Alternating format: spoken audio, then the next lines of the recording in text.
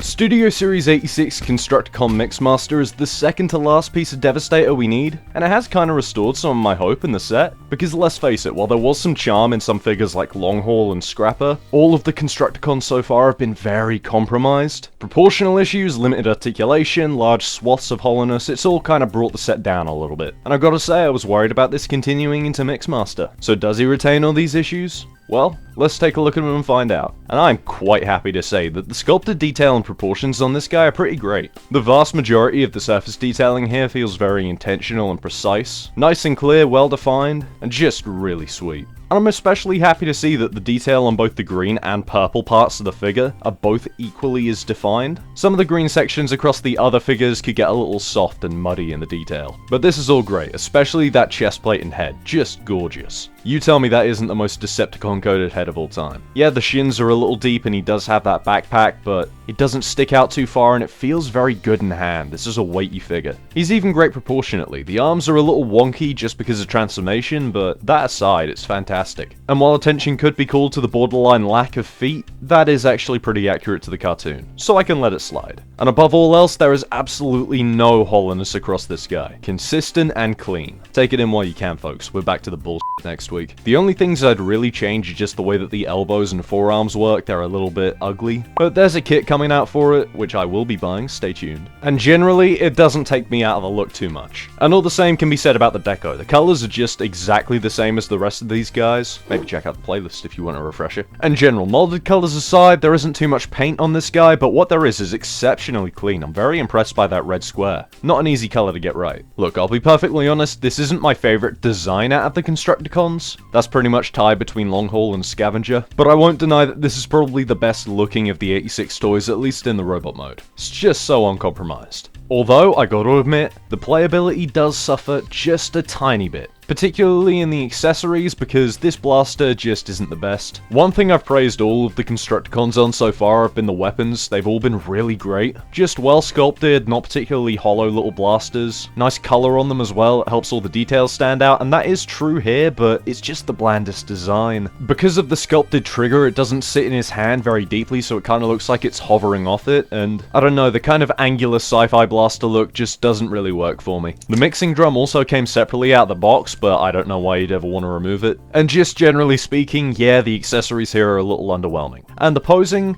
it's kind of middle of the road. The head is on a pretty tight ball joint with decent range if you can actually get to it. The armature over his head doesn't really help with that. The shoulders move out kind of substandardly, although you can mess with the transformation hinges to get them out a little further, and they go all the way around. There's bicep swivels, standard but weird elbows. No wrists, no waist, which is kind of understandable with the combined mode ankle pivot in there. I suppose you could kind of use that and give his hips some sass. The hips go out, forward and back pretty standardly. There's thigh swivels, standard knees, and some pretty good ankle pivots. The posing on this guy is generally pretty good. It's standard on pretty much all counts, except for the lack of a waist swivel, which once again, I can understand. Sure, I would have appreciated one, but it could have compromised the stability of the combined mode. I'm fine with it like this. The only thing I find to be generally underwhelming are the elbows, just because of how much they break the sculpt. I do wish these could have been approached a little differently, but it doesn't take me out of enjoying this guy, especially considering how nice and solid he is, everything's beautifully tight. This isn't exactly the most playable of the Constructicons, but I would say the robot mode is one of the most well-rounded. In terms of the look, the feel, the posing, he strikes a very good balance. And also I really appreciate how he looks with the rest of the team. This is coming together very nicely. But I gotta admit, as much as I think the robot mode is really good, the vehicle mode is even better. This is by far the most satisfying transformation in the entire set in my books. All of them have been extremely simple, including this one, but this one just has a little bit more going on. Parts have to half fold away so you can get other components into place and then you close it all up around it. It's very satisfying. I do love moving around and clipping in the big chunks like the shins. And those extra little bits like folding away the heel spurs and flipping out the funnel, just they're the icing on the cake. And in the end, you are left with an incredibly clean mixer. I love how much of that surface detailing just disappears in this mode. There's this tiny little L shape on the side, but other than that, everything is remarkably clean. You get some new grated details that were on the backs of the arms. The top of the cab is a little bit panel liney, but I can really excuse that. Mostly because of how clean and beautiful... I just threw the figure. Do you ever just drop something, try and catch it, and then end up just launching it?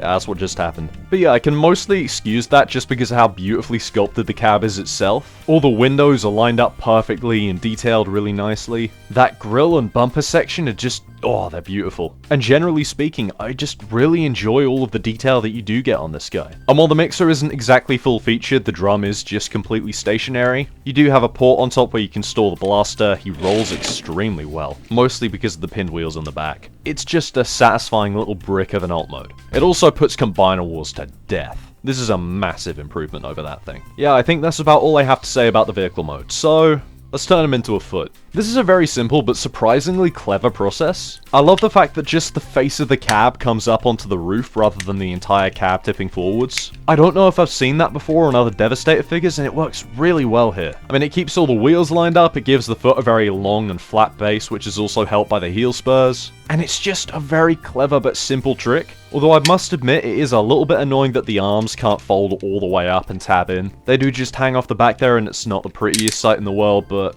I don't mind too much. I'm also really impressed by how well it connects to Devastator. It just slides on and then the funnel clips down to lock it into place, but it works so well. I didn't know if it was going to be as sturdy as Scrapper's clip around system, but it works just as well. And there we have the completed legs of Devastator. I'm saving the whole combined mode shot for Scavenger's review. This whole portion of Devastator works so well. As mentioned, it's all locked together so securely. I do not have any worry about the legs coming apart. And you know, the look is great. Mixmaster is a very good match to Scrapper in terms of the proportions. Now, of course, there is the point that the legs sit off-centered, but this was done so the figure could stand stock straight without the legs clashing into one another. And trust me, when you're looking at this in person, it's really not too much of an issue. There will of course be upgrade kits to change it, but for now, this works. And it does mean that the articulation of the leg is pretty uncompromised. You know, the knees can bend without the worry of the legs clashing into one another. It's a good system. And I have to mention how nice the ratchet joint for the ankle pivot is. Scrapper's was a little overly tight, especially considering the kind of wireframe foot that he has going on.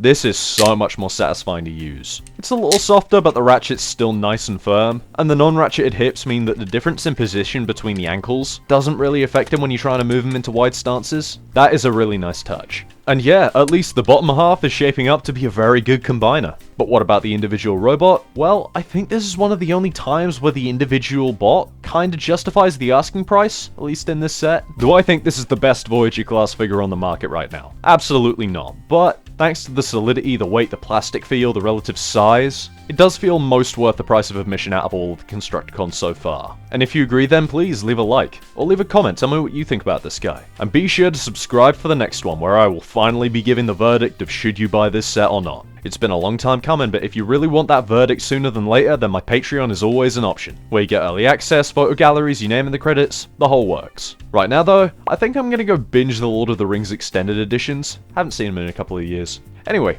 ciao.